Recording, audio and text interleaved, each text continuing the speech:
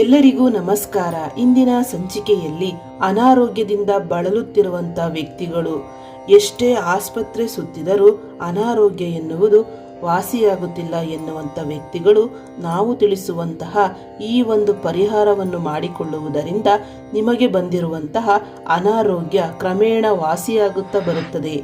ಅದಕ್ಕೂ ಮೊದಲು ನಮ್ಮ ಚಾನಲನ್ನು ಸಬ್ಸ್ಕ್ರೈಬ್ ಮಾಡಿ, ಹಾಗೆ ನೋಟಿಫಿಕೇಷನ್ಗೆ ಪಕ್ಕದಲ್ಲಿರುವ ಬೆಲ್ ಐಕನ್ ಅನ್ನು ಟಚ್ ಮಾಡಿ.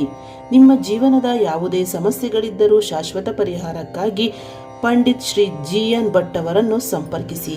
ಇವರು ನಿಮಗೆ ಶಾಶ್ವತವಾದ ಪರಿಹಾರವನ್ನು ಮಾಡಿಕೊಡುತ್ತಾರೆ. ವೀಕ್ಷಕರೇ, ಒಂದು ತಾಮ್ರದ ಚೊಂಬನ್ನು ತೆಗೆದುಕೊಂಡು ಅದರಲ್ಲಿ ನೀರನ್ನು ತುಂಬಿಸಿ ಈ ರೀತಿ ಮಾಡಬೇಕು. ನಿಮಗೆ ಕೊಟ್ಟಿರುವಂತಹ ಮಾತ್ರೆಯನ್ನು ನುಂಗುತ್ತಾ ಈ ಒಂದು ಕ್ರಿಯೆಯನ್ನು ಮಾಡಬೇಕು.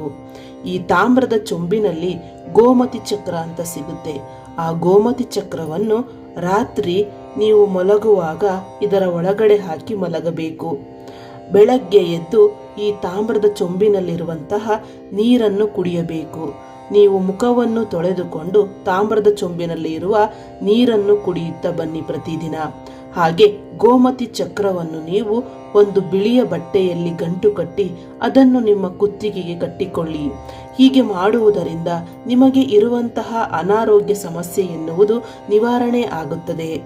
ಇದನ್ನು ಪ್ರತಿದಿನ 21 ದಿನಗಳ ಕಾಲ ಈ ಒಂದು ತಾಮ್ರದ ನೀರನ್ನು ಕುಡಿಯುತ್ತಾ ಬನ್ನಿ. ಬೆಳಗ್ಗೆ ರಾತ್ರಿ ಇದನ್ನು ನೀವು ಮಲಗುವ ಬಲಭಾಗದಲ್ಲಿ ಮಂಚದ ಕೆಳಗಡೆ ಇಟ್ಟು ಮಲಗಿ ಬೆಳಗ್ಗೆ ಎದ್ದು ಮುಖ ತೊಳೆದು ಈ ನೀರನ್ನು ಕುಡಿಯಿರಿ.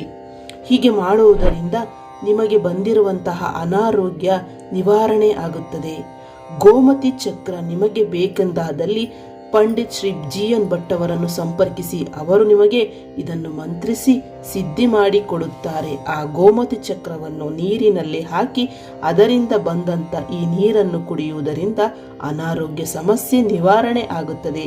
ಇಷ್ಟು ಮಾಡಿ ಸಾಕು, ಅನಾರೋಗ್ಯ ಸಮಸ್ಯೆ ನಿವಾರಣೆ ಆಗುತ್ತದೆ. ಧನ್ಯವಾದಗಳು.